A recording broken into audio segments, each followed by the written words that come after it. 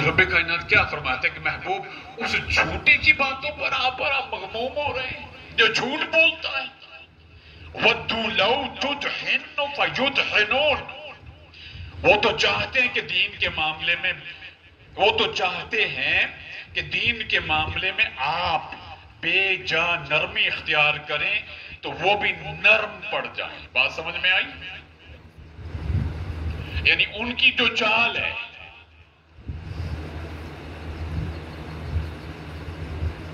آپ آج موجودہ ماحول کو لیں تو آپ کو سمجھ آ جائے گا. اللہ فرما رہا ہے وہ ان کا ایک پلان ہے اور وہ چاہتے ہیں کہ آپ بھی اس پلان کی طرح جیسے وہ ہیں ویسے معاذ اللہ ہو جائیں. وَلَا تُطِعْ كُلَّ حَلَّافٍ مَّهِينٍ. آپ کسی ایسے شخص کی بات نہ مانیں جو بڑا قسمیں کھانے والا ہو. وہ ولید کیا تھا؟ بڑی بڑی قسمیں. جو گفتگو میں قسمیں زیادہ کھائے نا وہاں شک کریں. جو کہیں اللہ کی قسم، یہ قسم، وہ قسم، وہ قسم. قرآن مجید ہے فرما رہا ہے اس کی باتوں پر دھیان دیں جو بات بات پر قسم کھاتا ہے. اس کو قسم کھانے کی ضرورت کیا ہے؟ کیوں اپنی بات کو ثابت کرنے کے لیے دلیل کے طور پر بار بار قسم کھاتا ہے؟ اس پر شک ہے کہ وہ بدبخت جھوٹا ہے. تو اللہ فرماتا ہے محبوب ایسے لوگوں پر آپ دھیان دیتے ہو اور ان لوگوں کی گفتگو کی وجہ سے آپ خود کو تکلیف میں ڈالے ہوئے ہو. حماد مشاء بنمیم. وہ شخص جو تانا زن، عیب جو، لوگوں میں فساد انگیز اور چغل خور. کتنی گالیاں ہو گئی؟ تانا زن ایک، عیب جو دو، فساد انگیز تین، چغل خور چار. اس سے پیچھے کتنی بار کیا کہا؟ جھوٹا. اس سے پیچھے فساد کرنے والا. اس سے پیچھے جو آپ کو اپنی چال میں پھنسائے. جی وَمَنَّاعٍ لِلْخَيْرِ مُعْتَدٍ عَصِيمٍ. جو بھلائی کے کام سے روکنے والا بخیل اور حد سے بڑھ کر بڑھنے والا سرکش اور سخت گنہگار ہے. تین ہو گئے. جو بھلائی کے کام سے روکے اس کو کیا کہیں گے آپ؟ بدبخت ہی ہوا نا. جو بخیل ہے، جو سخت گنہگار ہے. 9 گالیاں ہو گئی کہ رب ایسے بات کرتا ہے، اللہ ایسے بولا کرتا ہے، خدا ایسے گفتگو کیا کرتے ہیں. اور آخر میں 10ویں گالی جو اس کو دی اللہ نے فرمایا اُطْلِمْ بَعْدَ ذَلِكَ ذَنِيمٌ.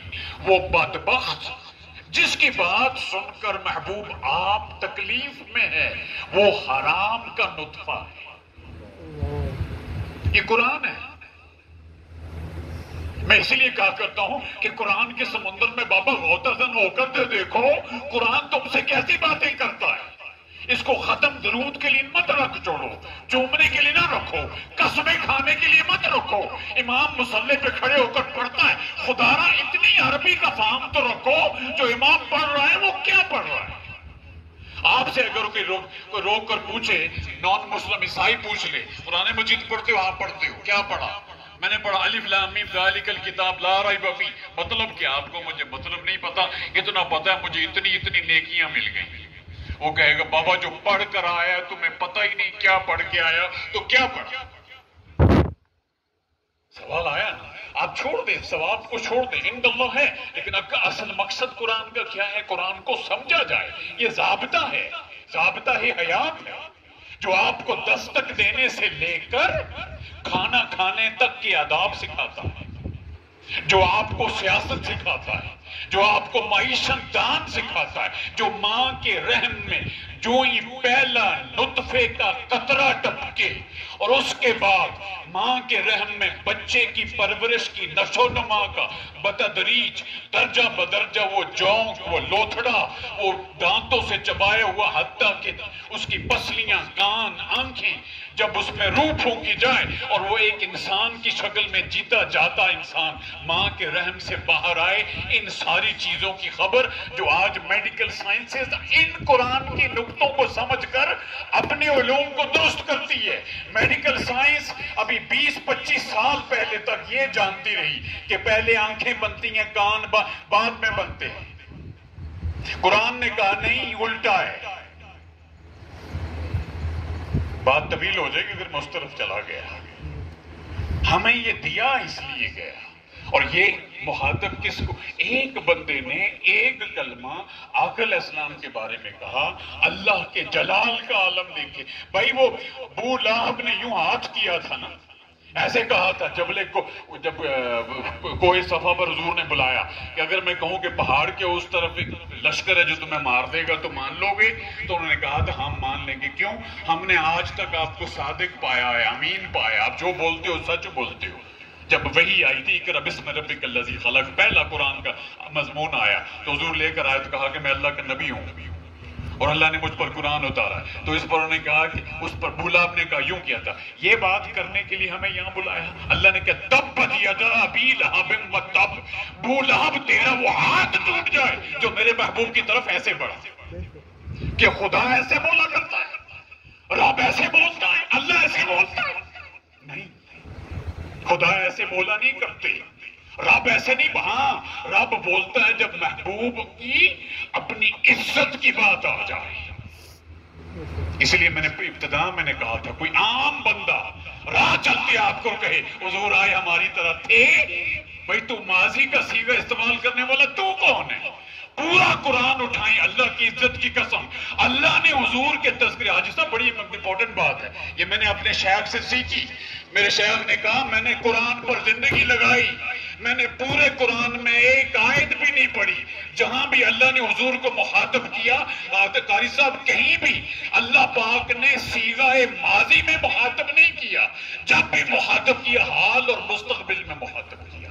جب قرآن رب ہو کر حضور کو ماضی کا تذکرہ نہ کرے، تم کون ہوتے ہو؟ آئے تھے چلے گئے، یہ الفاظ استعمال کریں آپ بھی چلے جاؤ گے. آپ بھی آئے تھے چلے گئے. اگر نہ سمجھے تو ابھی نماز ہو رہی تھی نا، وہ نماز کے بعد مجھے دلدار بھائی بیٹھے ہوئے یہاں پر دکھ سے بتا رہے تھے کہ ان کی اپنی بستی کے 1-2 افراد جو جمعہ بھی وہاں پڑھتے تھے، نمازیں بھی وہاں پڑھتے، اب نہیں پڑھتے، کسی اور کے پاس پڑھتے. وجہ کیا ہے؟ انہوں نے خود نہیں سیکھا، کسی نے کوئی بات کہی مان لی، چل پڑے. تو کیا نقطہ سمجھ میں آیا؟ جب حضور کی عزت کی بات آئے، حضور کی ناموس کی بات آئے، آقا علیہ السلام کی مقام کی بات آئے، حضور کی ذات کی بات آئے. آقا علیہ السلام نے خود فرمایا، متفق علیہ مسلم بخاری کی، کہ جب تک واللہ 3 مرتبہ قسم کھائی لا یؤمن، تم مومن نہیں ہو سکتے. حضور کیوں نہیں ہو سکتے مومن؟ فرمایا حتی احب علیہ من نفس، جب تک میری ذات کے ساتھ اپنی ذات سے بڑھ کر محبت نہ کروں. اور ایک دوسری جگہ فرمایا جب تک ماں باپ، بھائی کوئی کہے فدا کا ابی و امی یا رسول اللہ، میرے ماں باپ آپ پر قربان. جانتے ہو یہ کون کہتا تھا؟